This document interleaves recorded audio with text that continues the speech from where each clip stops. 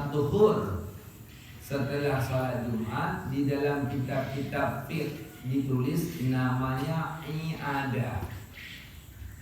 I'adah. Sebut itu di Sabilal, kitab Melayu, karangan Syekh Al-Banjar, Bajuri, An-Namali, semua kitab-kitab menyebutkan tentang i'adah zuhur.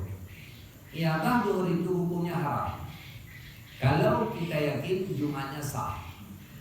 I'adah zuhur itu hukumnya sunat kalau kita ragu-ragu tentang sah.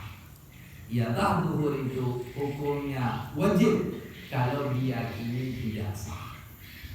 Jadi i'adah zuhur ini kalau di Aceh, salah satu sebabnya yaitu ta'addud Jumat. Di suatu wilayah itu, walau banyak masjid seperti di masa Rasul wafat, ada masjid 9 di Madinah. Yang ada Jumat tak 3. Jadi tidak semua masjid Jumat. Dulu di Aceh begitu juga, Masjid Jami.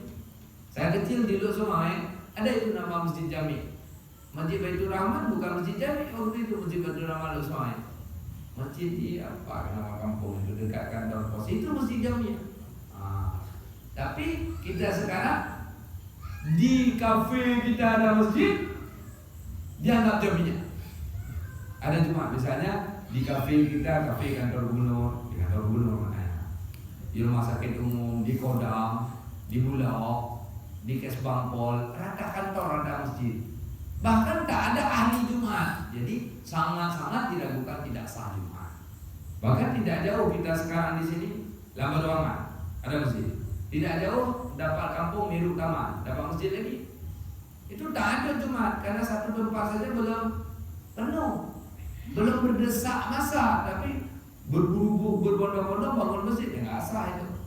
Salah satu yang sah, maka diragukan keabsahan Jumat. Kemudian kalau kita Darussalam, mulai dari Tungkuk dulu berangkat. Kalau beda mungkin, tapi Tungkuk Tanjung Selamat tunjuk Tungkuk, ya kan? Tanjung Selamat mungkin Tungkuk, ya kan? Nah, itu Tungkuk. Kompelma ada masjid lagi, Semi Wahabi, ada. Kelampu Wahabi tok, masjid lagi. Limpo masjid lagi, itu kemudian Tungkuk 1, 2, 3. Kemudian Rukoh juga Tungkuk itu. Masjid Putih 4 udah.